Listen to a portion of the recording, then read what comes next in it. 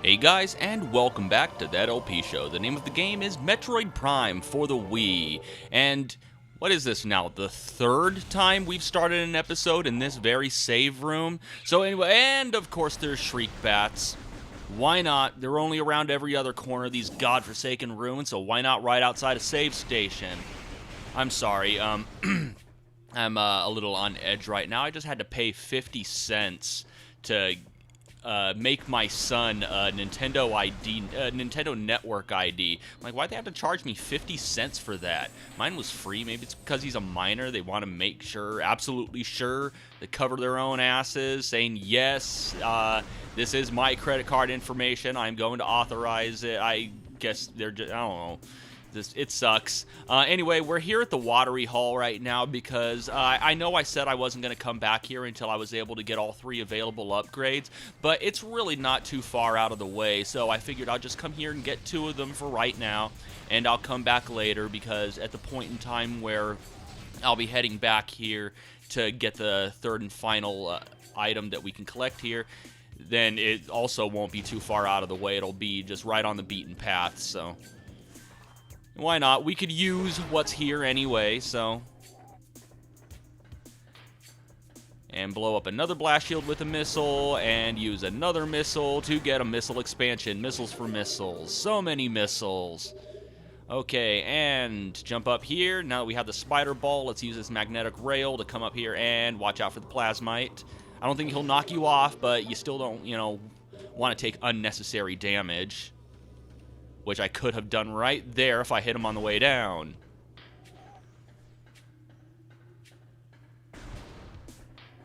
Come on, come on, come on. There we go. And yes, after I created the Nintendo Network ID, I did go through all the proper parental controls and everything, so you're not going to hear me alongside those other parents going like, oh, video games are going to be the end of our children. Yeah, that's one of the advantages to being a parent who's been playing video games for as long as I have. I'm not an idiot. Well, I'm not going to say they're idiots, but I'm not ignorant of video games and the way they work. I mean, obviously, all those parents out there who are all like, oh, Call of Duty, and I'm all okay. First of all, there's a rating system. I know places like GameStop don't sell M-rated games to minors, so, what the hell are you doing buying them an M-rated game? Obviously, an adult purchased that for your child, so, it's not their fault. It's not Activision's fault. And also, if you do have M-rated games, like I have M-rated games, I have the entire God of War series on the PS3, and other violent video games. Here's the thing: those are part of my collection. Oh, but Mike, how do you know they're not playing those video games? Easy, stupid, because I know how to put a password on my consoles, stopping them from playing an M-rated game. It's really not that hard. And most of the parents who do bitch about violent games are ignorant of video games. You probably don't play video games themselves, have no idea that you can password protect a video game console to prevent your child from playing a game of a certain ESRB rating or whatever kind of rating system you have in whatever region you live. Here in North America, we have the ESRB. Okay, want to go over here now. Sorry, I'm ranting. I had that whole Nintendo Network ID fiasco, having to pay 50 cents. It's really not that much money, but on top of that, I have kind of a stomach ache because I went to Jack in the Box and ate like the spiciest thing there. For those not in the know, Jack in the Box is it's an American fast food chain, and it mostly serves the West Coast. I think since then they have opened up locations on the East Coast of the United States, and as you saw there, those blocks disappear pretty fast. So luckily we have the spring ball. And, if you're playing the GameCube version, then, they disappear slow enough to where you can use a Morph Ball Bomb. And let's jump down here and then quickly jump back up because a bunch of beetles pop up. Let's take them out first, do some cleaning, do some bug exterminating. And speaking of bugs, we got one right up here, brand new enemy. Plated parasite, hardy member of the parasite family, invulnerable to most weaponry. A cousin to the parasite, these creatures are known for their amazing resilience. Field studies suggest a weakness to morph ball delivered weapon systems. So yeah, if we're up there on the magnetic rail, we could lay down some morph ball bombs and that'll take care of them. And here's something we haven't seen in a while. Chozo lore. All right. Some more plot. What is this otherworldly pestilence that infests the land, seeking out life in its blind need for corruption? Maybe I'll play that game in the future. And where did the meteor that brought it originate? Was it crafted by alien hands? Or is it a roving chunk of a planet that suffered a violent end? Our minds quail in horror at the thought that long ago, in some corner of the universe as yet unseen by our eyes, an entire planet was perhaps once coated with this great poison. Whatever cataclysm ruptured that doomed place must have been mighty indeed, and if other meteors from it spread through space, bearing this evil to the far corners of the universe, we hold fast to the hope that this is not so, that the only surviving remnants of this evil are here on Talon 4. Then at least there is hope for its eradication. Oh, well, we know what actually happens. I mean, the entire trilogy is out by this point. Most of us have played it, and if you haven't, well, suffice it to say, this isn't the last time we're gonna see Phazon. What's this room? The Crossway. Yeah, there do seem to be a bunch of doors here. There's a white door right there. Can't open it. Okay, let's get into boost ball mode and let it rip. Can I get it on this try? Oh, right. Oh, look at all this Chozo lore. Better clear my throat. Let's start reading. To the entrusted one. That's me. If you read these words, then our hope has not been in vain. Your path is fraught with danger. Monstrosities beyond description lurk in the shadows, starving, hunting for prey, searching for ways to quench the poisonous urges that bloom in their brains. Some of these are shrewd, but they are blinded by their evil designs. Believing in the black promise of the great poison, they seek to harness it for their own ends. Is it these last that are the greatest danger? Is that a question? Sorry. Let's see. Did I read that with the wrong inflection of my voice? But they are blinded by their evil. Okay. It is these last that are the greatest danger. When you rid the universe of these creatures, you will be the true and trusted ones. Of course, they're talking about the space pirate and their greedy desire to harness the Phazon for their own needs.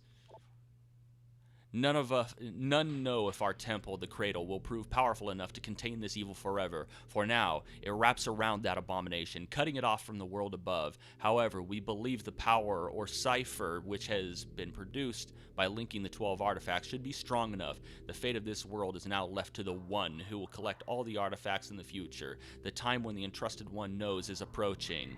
The time when the Entrusted One knows is approaching. That doesn't sound right. Is that a mistranslation? It's worded funny. Anyway, that's pretty much our quest. Gather the 12 artifacts, open up the cipher, kill whatever's inside. Many Chozo are gifted with the distant sight, and even more begin to learn it as our harmonization with the universe becomes more and more complete. We peer forward, seeing prophecies in the ripples of the water, hearing rumors of coming days on the breath of the wind. Though we celebrate the distant sight, many of these visions are dark, and the worst of the prophecies, the most common, tells of the coming of the worm. Oh boy, they're all smoking weed and starting to see giant caterpillars. Born from parasites, nurtured in a poisoned womb, the worm grows, devouring from within, until the world begins to rot. Not all prophecies come to pass, of course, but we cannot help but fear this dark portent. So, yeah, apparently, it is a giant worm that they're trying to keep locked up in there. So, let's see. All right, we got some cordite here. Let's let loose with a power, not a power, super missile, which we need the power beam to activate. Oh, a purple thing. What are you doing there? Something behind the wall seems to be activated. Seems to have been activated. Ah, damn sandwich.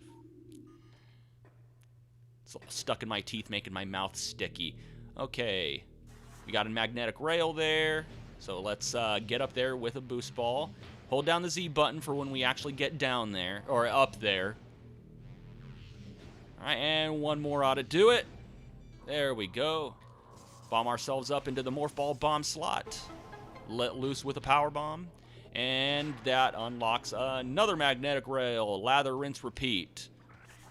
Oh, by the way, see these black marks right here that have kind of these scrape marks on the half pipe? You can use these as a guide to where to activate your boost ball. Once again, hold down the Z button for when you actually make it up to the magnetic rail, and one more boost ought to do it. There we go.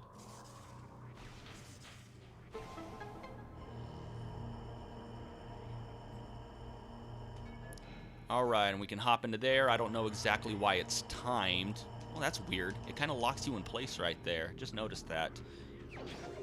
Yeah, I don't know why that part's really timed. I mean, it's right there. I mean, you'd have to be pretty foolish to miss it. The camera zooms to it and everything. Alright, moving on. Wow, 110 missiles already? Holy crap. We're actually making some pretty good progress. Oh. Oh, yeah, I heard you guys coming from around the corner. You can't sneak up on me. You know what? If you were really nice, you'd leave some missile pickups so it doesn't end up like in the last episode. And, ooh, wow, ominous. We're going to check that out later, but first let's come through here. Get in the hole. New research data. Missile stations. Step into these stations to fully reload your missile launcher. I really could have used this in the last episode.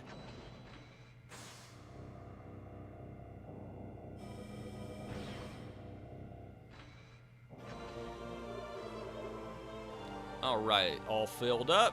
Let's go see what that ominous thing. What is this ominous light that threatens to engulf us?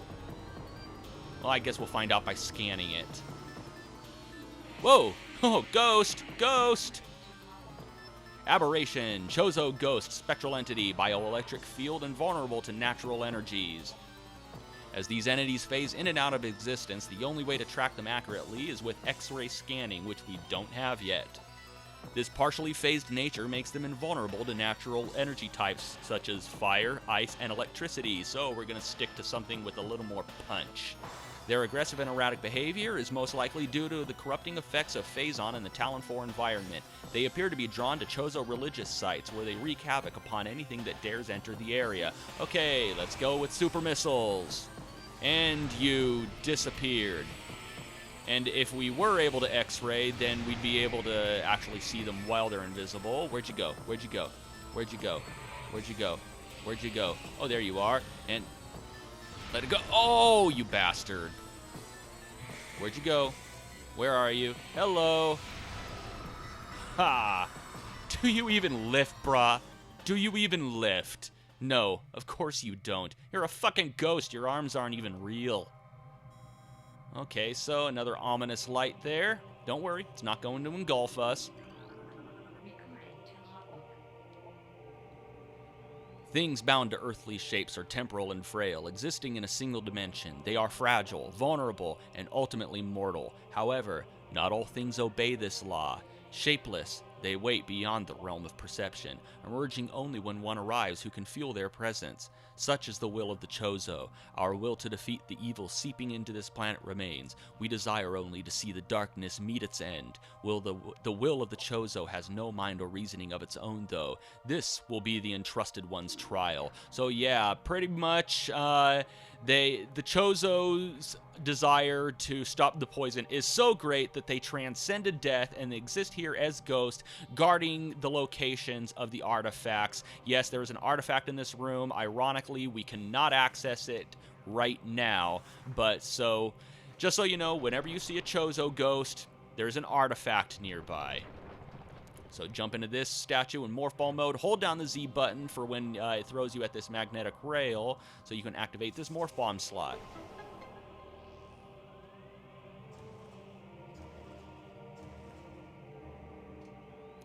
Okay, so looks like we have 3 more morph ball bomb slots sitting up there. Come on, get up there. Get up there, Samus. Good girl, good girl. All right, as you can see, they each have a different colored barrier here. One purple, one white, one red, each representing the type of beam that you need to use in order to deactivate them. We don't have anything white or red yet, but fortunately, we do have the purple. So let's get rid of that barrier, activate this morph ball bomb slot, and see what it gets us. Oh, it gets us some shifting architecture. Okay, groovy. All right, back down there. New path is open. Let's get back into the Chozo statue's hands. No need to hold the Z button this time. It's not going to throw us into a magnetic rail.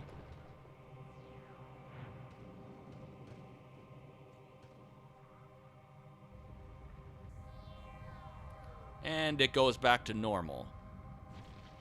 So that seems like kind of a roundabout way of getting up to this top portion. Fortunately, once we get up here, we can scan this thing right here, and that shuts off the safety shield. So from now on, we can just jump from this platform and through this window, so we don't have to go about it the morph ball bomb slot fashion. And what do we got in here? What is this place, huh? No, wrong menu. I hate having to slide my thumb all the way down the Wii remote. Reflecting pool. What do we got here? Drainage shutoff. Okay. I don't know why we couldn't use the switch. Right here, we can just shut off the drain, or at least destroy it. Yeah, look at the shape of this pool. Once we drain the water, we got ourselves a little half pipe. So let's see. Let's line ourselves up in between these stone toads. So yeah, on this line right here, that seems to be a good place. So let's start using our boost ball ability. We wanted to line ourselves up so we didn't end up in the mouths of one of those stone toads. Oh, you know what? I'm overdoing it a bit, aren't I? Okay. One more ought to do it. There we go. Get rid of this blast shield. What do we got in this door? Okay, a save point. Yeah, we want to come over here. No, blow it up. There we go. Awesome. Another beam upgrade. This one's a classic. It's the ice beam. It pretty much does exactly what you expect it to do. It freezes things. It's actually one of the most physically powerful beams in the game, albeit very slow. It's got a very slow rate of fire, almost like a shotgun. Does have kind of a scatter effect, as you see, like you have little particles blowing up, so if you were to shoot two enemies that are in close proximity, it would freeze both of them. Of course, we can charge it up for an even more of a punch. Fun little fact, in the GameCube version, whenever you charged the ice beam, there was a little graphical effect where the arm cannon would start to frost over. For some reason, they removed that effect in here. So anyway, our next location is through that hole. That path is actually going to take us to an elevator, which will take us to Talon Overworld East. But before we go in there, I want to head back to the Hall of the Elders, which is the room with the giant Chozo statue in it where we fought the ghost. And I want to use our new ice beam to deactivate the white barrier that's on that other morph bomb slot, see what we can get from that, and then we'll move on to Talon Overworld East. But that's going to have to wait until next time. And until next time, thank you for watching That LP Show, and have a one that is good.